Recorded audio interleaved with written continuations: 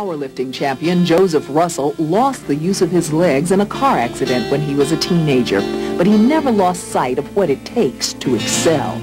Well, for me, it takes my faith in God and what I call the 4D words: determination, discipline, dedication, but most of all, desire, because you gotta have heart. And if you don't have desire, then you won't become champion, in my opinion. Joseph Russel did become a champion, setting world powerlifting records, competing at times with athletes who have physical challenges and with athletes who do not. In 1988 and again in 92, he powerlifted his way to the Paralympics. He remembers the impact of actually getting to be a part of the ultimate championship competition. We came to the opening of the stadium. It was 100,000 screaming fans, and I was just thanking God that I was there to see it and to be in it and to be involved in it.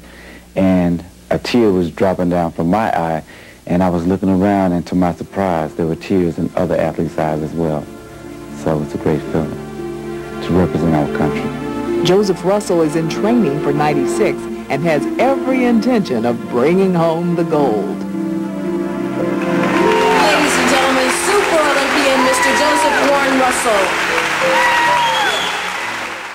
James Williams has created a brand new career for himself as an internationally respected table tennis champion.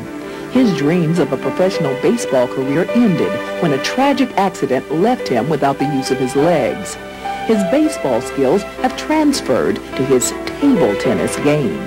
Table tennis and baseball is such a relation to that, because trapping the ball, hitting the ball, blocking, setting up strategy. Most people don't realize baseball is a very, very strategized game.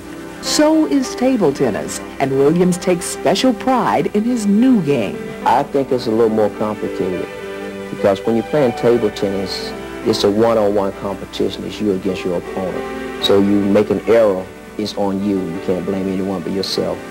It was not blame, but honor that the four-time U.S. gold medalist felt when he brought home the gold from Barcelona in 1992. That is the epitome of your sport. That is the highest honor that can be bestowed on you, to play in the Olympics. And if you're fortunate enough to make an Olympic team, man, I tell you, there's no other feeling like it. Ladies and gentlemen, Mr. James Williams.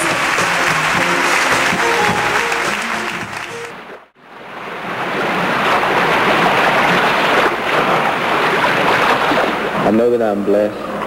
I know to do the things that I'm doing is a miracle, because I broke the 7th bone in my neck, and I was told that I never walk again. To watch Curtis Lovejoy in a swimming pool, you get a measure of just how far he's come since he was paralyzed in a car wreck in November of 1986. His weight dropped just under 100 pounds, and he was told he would never walk again. But just this past spring, he was presented with the 11 Alive Community Service Award for volunteer work, an accomplishment that might make one ask, just what is an athlete with a disability? You need to give back and do volunteer work. And even though right now I'm trying to find a job, I haven't found a job yet, but it's my own ministry to go out and tell people what God has done for me. A wheelchair is still his constant companion, but Curtis sometimes uses crutches. He says his spirituality and hard work helped him defy the odds, so much so that a man who couldn't swim before his accident now moves better in water than he does on land.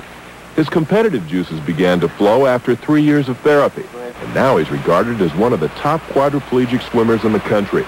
Since the first of this year, he's won 16 swimming gold medals in backstroke and freestyle competitions with 2 national records. That's just swimming. Curtis has also become an accomplished fencer. His goal? To make the 1996 Paralympic team in 2 sports.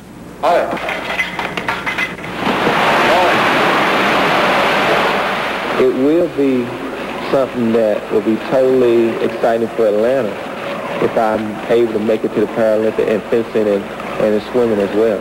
I know it's going to happen. God has opened some doors up for me, and things are working out. It's been tough, but I'm going to be there and I'm going to make it.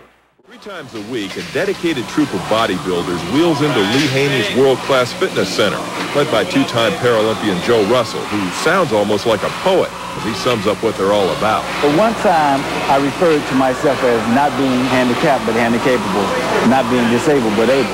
But today, in 1995, I simply refer to myself as being physically challenged. And willing to compete with the best in the world. Joe uses his clout as a World and Pan Am Games record holder to bring others into the sport. He started a club called Physically Challenged on Wheels. His goal is to make it to the '96 Paralympics and take his buddies with him. It's exciting working with new guys who hadn't been involved in athletics before. Our competitive spirit doesn't stop just because we're in a wheelchair. And weightlifting and competition is a way that we can show our ability. At this week's Nationals in McAlester, Oklahoma, these athletes will face top-level competition for the first time.